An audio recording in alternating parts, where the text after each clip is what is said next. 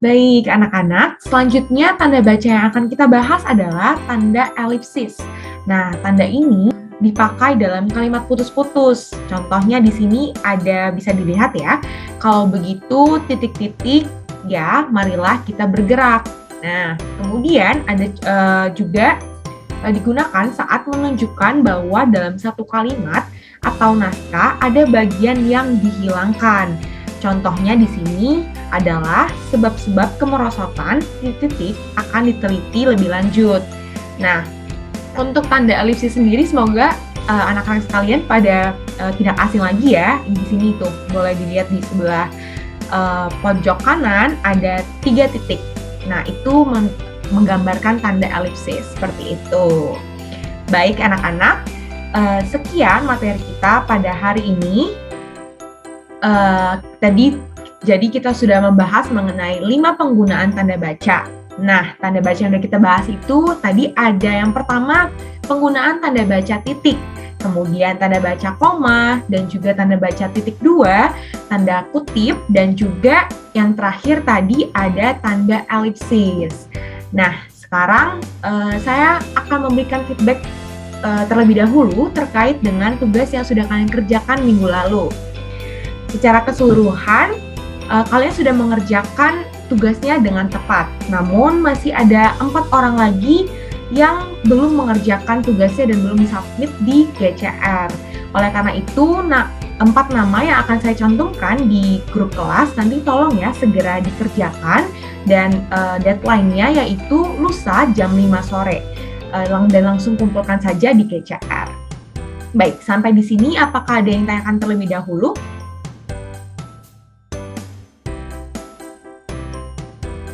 Mungkin boleh dikasih reaction-nya ya, supaya saya tahu bahwa anak-anak sekalian mendengar suara saya dengan jelas.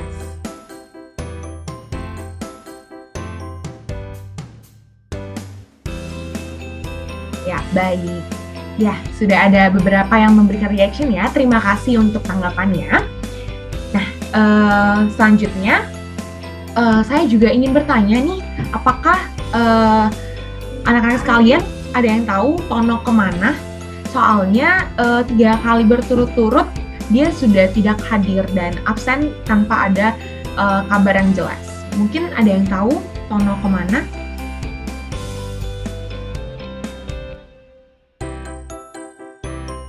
Apakah ada yang tahu? Wah, di sini ada di kolom chat kurang tahu Bu. Oke, baik. Terima kasih Lucy untuk tanggapannya.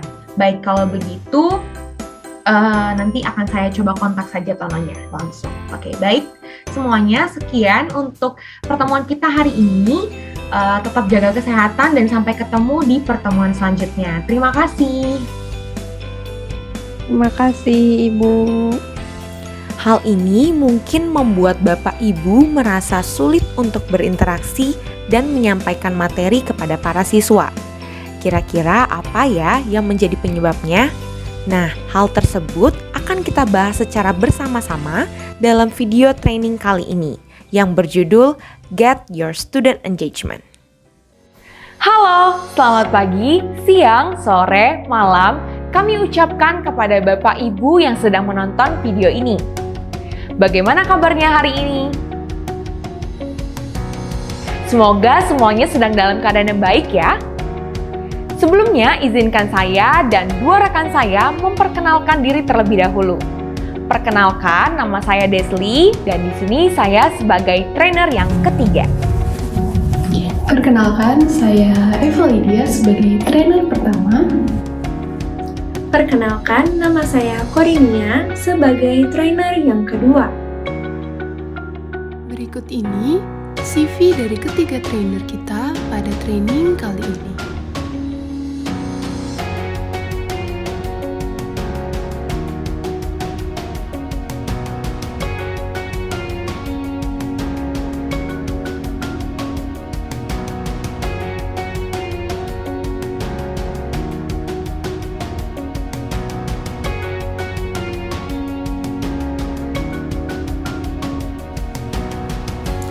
Sebelum masuk ke sesi materi training hari ini, ada beberapa rules yang perlu Bapak dan Ibu guru perhatikan terlebih dahulu. Yang pertama, Bapak dan Ibu guru diperbolehkan mengambil air untuk minum. Yang kedua, pastikan Bapak dan Ibu guru dalam posisi duduk yang nyaman. Yang ketiga, jangan lupa mencatat hal-hal penting dari materi yang dipaparkan. Yang keempat, aktif menjawab soal dan instruksi lain yang diberikan oleh para trainer. Dan yang terakhir, dihimbau untuk tidak men-skip video ini. Pada video ini, kita akan sama-sama membahas mengenai definisi dari behavioral engagement. Kemudian yang kedua, kita juga akan membahas mengenai encouraging engagement, yakni bagaimana guru dapat mendorong student engagement. Dan yang ketiga, kita akan membahas mengenai keeping student engaged. Di sini Bapak Ibu akan diberikan 4 tips untuk menjaga student engagement. Mari kita sama-sama belajar dan melatih keterampilan kita untuk mendapatkan engagement dari para siswa.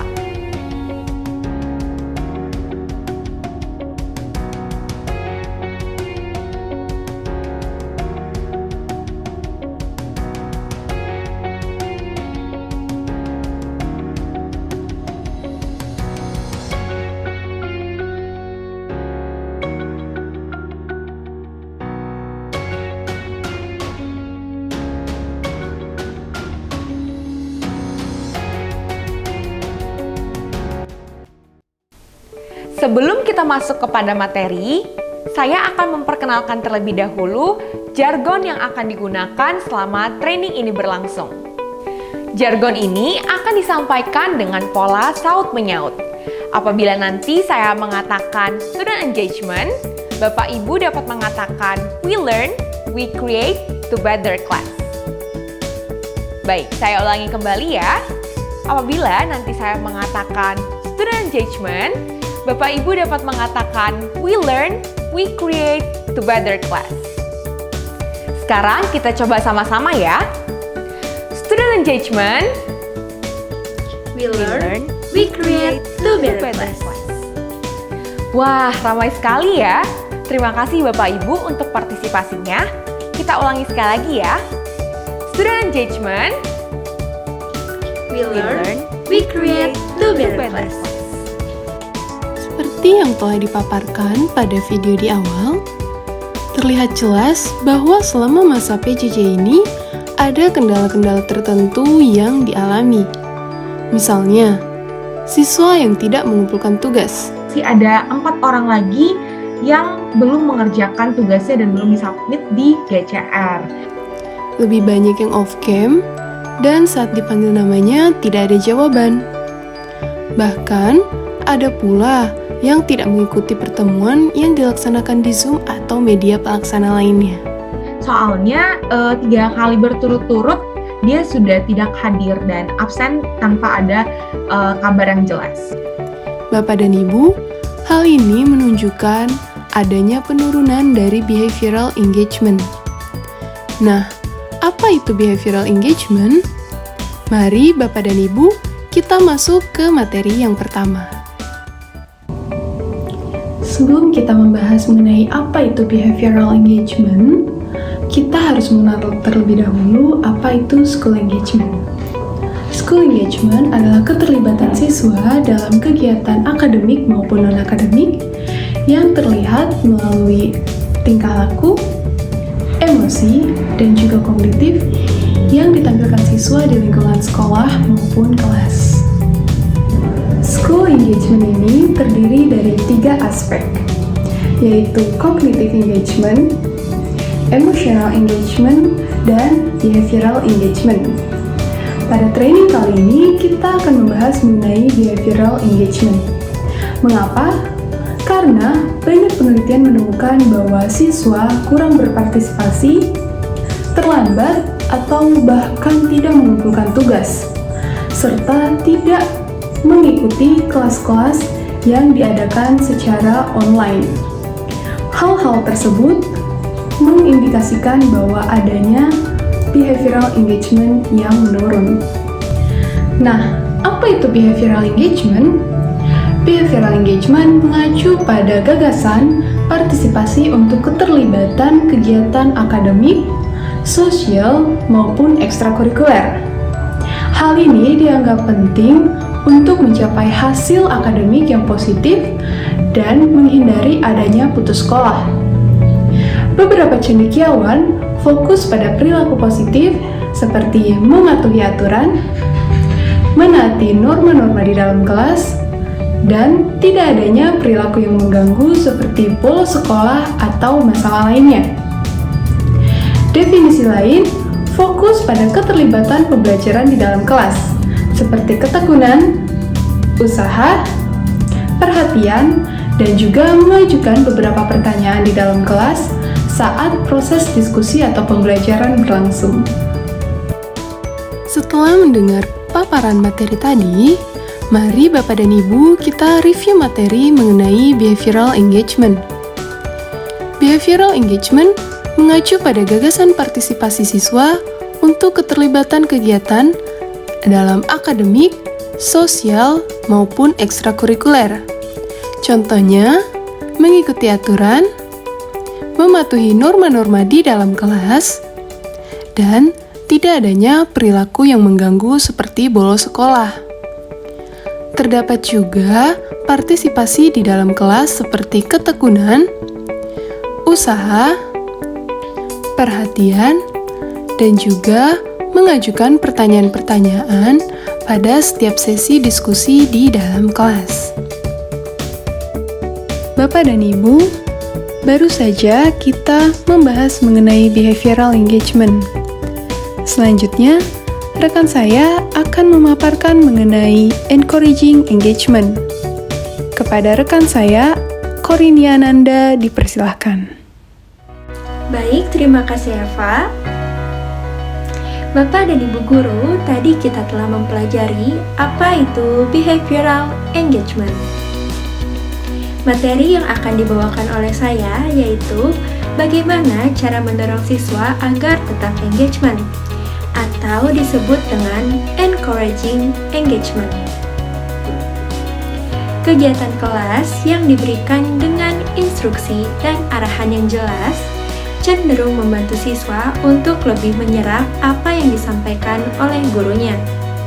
Ketika siswa memiliki semua bahan materi yang mereka butuhkan, mereka cenderung untuk tetap terlibat untuk mengerjakan tugas yang telah diberikan oleh guru. Jika rasa ingin tahunya ini terbangun, siswa akan termotivasi untuk terus mencari jawaban. Di kehidupan sekarang ini, siswa akan lebih terlibat jika tugas-tugas yang mereka kerjakan ini aplikatif, objeknya nyata, atau aktivitas yang dilakukan berhubungan dengan kehidupan nyata. Misalnya dengan praktek atau membuat prakarya dari materi yang telah disampaikan. Bisa dalam bentuk poster atau video dan lain sebagainya. Selain itu, kegiatan yang lebih menarik membuat siswa lebih merasa tertantang dan memiliki minat dalam mengerjakan tugas yang telah diberikan. Nah, Bapak dan Ibu Guru, tentu saja kita sebagai guru tidak dapat mengawasi siswa di sepanjang waktu, atau membuat rasa ingin tahu siswa ini tetap terbangun. Akan tetapi, sesuatu hal akan membuat siswa akan belajar secara mandiri, seperti halnya pandemi saat ini. Sebelum kita masuk ke dalam tips yang akan dijelaskan oleh rekan saya yaitu Desli, mari kita beristirahat terlebih dahulu. Baik, selamat beristirahat.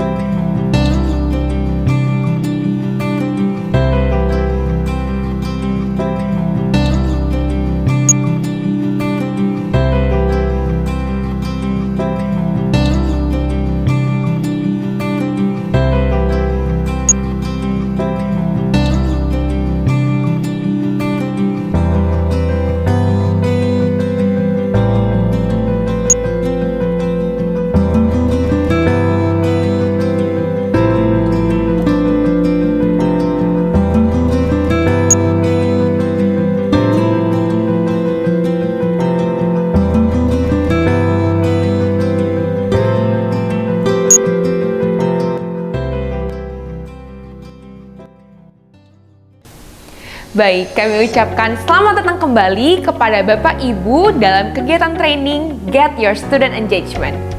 Semoga Bapak Ibu tetap semangat ya mengikuti kegiatan training ini. Sebelum kita masuk ke materi selanjutnya, kita jargon terlebih dahulu ya. Saya izin untuk mengingatkan kembali, apabila nanti saya mengatakan student engagement, Bapak Ibu dapat mengatakan we learn, we create together class. Baik, kita mulai jargonnya ya. Student engagement, We learn, we create together class. Terima kasih Bapak Ibu untuk partisipasinya. Pada materi sebelumnya, kedua rekan saya telah membahas mengenai apa itu behavior engagement dan juga membahas mengenai encouraging engagement. Agar Bapak Ibu dapat mendorong serta mempertahankan engagement dari para siswa, terdapat 4 tips yang akan kami sampaikan dan dapat Bapak Ibu terapkan dalam proses belajar mengajar. Tips yang pertama adalah membuat persyaratan basic work atau tugas yang sehari-hari diberikan secara jelas. Contohnya antara lain yang pertama, Bapak Ibu dapat membuat ketentuan yang jelas terkait tugas seperti judul dari tugas, kemudian ukuran kertas yang digunakan, penggunaan pensil atau pena, serta standar kerapian yang ditetapkan. Contoh yang kedua adalah Bapak Ibu dapat menetapkan serta menjelaskan kepada siswa terkait dengan aturan tugas dan kehadiran, baik yang absen maupun yang datang terlambat. Jika Bapak Ibu menemukan bahwa siswa mulai sering tidak mengumpulkan tugas, sering datang terlambat, maka Bapak Ibu dapat mengatasinya lebih awal dengan cara berbicara kepada anak tersebut atau berbicara dengan guru kelasnya sehingga guru kelasnya dapat menghubungi orang tuanya. Contoh yang ketiga adalah buatlah deadline yang masuk akal. Maksud dari masuk akal di sini adalah jarak antara pemberian tugas serta pengumpulan tugas boleh dipertimbangkan agar tidak menyulitkan para siswa. Hal ini wajib dipatuhi oleh seluruh siswa, kecuali ada siswa yang memiliki alasan yang kuat terkait keterlambatan pengumpulan tugas. Tips yang kedua adalah membicarakan tugas secara spesifik. Contohnya yang pertama adalah Bapak Ibu dapat menyampaikan tugas dengan cara mendiktenya atau memposting di platform yang digunakan atau dapat mencantumkan tugas tersebut di silabus. Contoh yang kedua adalah Bapak Ibu dapat mengingatkan para siswa terkait dengan tugas yang diberikan, dapat membuat reminder atau dapat mengingatkannya secara langsung di akhir jam kelas. Contoh yang ketiga adalah Bapak Ibu dapat memberikan instruksi dengan jelas secara tahap bertahap, terutama untuk tugas yang sulit. Kemudian Bapak Ibu juga dapat mencantumkan kriteria penilaian yang menjadi standar dari tugas tersebut. Contoh yang keempat adalah Bapak Ibu dapat mendemonstrasikan cara mengerjakan tugas, dapat melalui mengerjakan beberapa pertanyaan pertama secara bersama-sama atau memberikan lembar yang berisi contoh dari pengerjaan tersebut. Tips yang ketiga adalah memantau pengerjaan tugas yang berlangsung. Contohnya adalah saat memberikan tugas di kelas, pastikan bahwa seluruh siswa memulai pengerjaannya dengan benar. Hal ini dilakukan guna mengantisipasi siswa yang mungkin melakukan kesalahan di awal terkait dengan pengerjaan tugasnya yang disebabkan oleh dirinya merasa bahwa ia mengerti akan tugas yang diberikan dan tahu apa yang harus dilakukan, namun sebenarnya ia tidak benar-benar paham. Atau mengantisipasi para siswa yang mungkin malu untuk bertanya, serta mencegah para siswa yang tidak ingin melakukan tugas yang diberikan. Akan tetapi, mungkin hal ini dirasa sulit oleh Bapak Ibu sekalian untuk dilakukan selama pembelajaran online ini. Hal lain yang dapat menjadi alternatifnya adalah Bapak Ibu dapat membuat kelompok belajar dan menentukan salah satu siswa untuk menjadi ketua kelompoknya. Kemudian, Bapak Ibu guru dapat memberikan tugas kepada setiap kelompok di kelas dan memantau kinerja setiap siswa dalam kelompok secara berkala. Seperti memasuki setiap breakout room dan bertanya kepada setiap kelompok sudah sejauh mana pengerjaan mereka. Selagi menunggu guru untuk memasuki breakout room, disinilah tugas dari ketua kelompok, yaitu membantu mengarahkan temannya. Selain itu, guru dapat memastikan bahwa setiap siswa memiliki kesempatan untuk memberikan tanggapan saat berdiskusi. Tips yang keempat adalah sering memberikan feedback akademis. Hal ini dilakukan guna mengantisipasi siswa melakukan kesalahan yang sama ke depannya. Feedback yang diberikan dapat berupa feedback tertulis atau lisan, yaitu disampaikan secara langsung di kelas. Bapak dan Ibu guru, agar kita dapat mengingat materi yang telah disampaikan, mari kita review materinya. Tadi kita telah mempelajari apa itu encouraging engagement. Dalam mendorong siswa agar tetap engagement, guru dapat menyediakan bahan pembelajaran yang lengkap dengan instruksi dan arahan yang jelas. Guru dapat memberikan tugas yang aplikatif, objeknya nyata, dan juga berkaitan dengan kehidupan sehari-hari. Lalu, guru dapat menyediakan kegiatan kelas yang lebih menarik agar dapat membuat siswa lebih merasa tertantang dan memiliki minat dalam mengerjakan tugas yang telah diberikan. Terdapat juga tips menjaga engagement dari siswa atau keeping student engaged. Nah, tips yang pertama, membuat persyaratan basic work dengan jelas. Yang kedua, membicarakan tugas secara spesifik. Dan yang ketiga, memantau pekerjaan yang sedang berlangsung. Dan yang terakhir, sering memberikan feedback akademis. Apabila Bapak Ibu guru memiliki pertanyaan terkait dengan materi yang sudah disampaikan, Bapak Ibu sekalian dapat mengisi Google Form yang telah dilampirkan pada description box, atau jika ingin berdiskusi lebih lanjut, dapat menghubungi kami melalui email yang sudah tertera di awal video. Kami meminta kesediaan dari Bapak Ibu sekalian untuk menuliskan salah satu cara mendorong serta mempertahankan engagement dari siswa yang telah diperoleh dari training ini. Bapak Ibu dapat mencantumkan alasan mengapa Bapak Ibu memilih cara tersebut. Silahkan tuliskan pada link Jamboard yang telah tersedia di description box atau scan barcode ini. Nah, Bapak dan Ibu guru, baru saja kita mempelajari mengenai behavioral engagement dan encouraging engagement, serta 4 cara untuk menjaga keterlibatan siswa. Seperti yang sudah dipaparkan tadi, behavioral engagement berkaitan dengan partisipasi siswa untuk tetap terlibat dalam setiap kegiatan akademik. Nah, untuk mendapatkan partisipasi dari siswa tersebut, kita harus mendorong keterlibatan siswa melalui 4 cara yang sudah dipaparkan oleh rekan-rekan saya. Terima kasih karena Bapak dan Ibu guru sudah menyimak video ini dari awal hingga akhir. Kami berharap video training ini dapat membantu Bapak dan Ibu guru dalam menghadapi kurangnya partisipasi siswa selama mengikuti pembelajaran jarak jauh. Sekian sesi training hari ini, kami sebagai trainer, dengan saya Korinia, Saya Eva, Dan saya Desli, kami bertiga pamit undur diri. Sampai bertemu kembali di Zoom.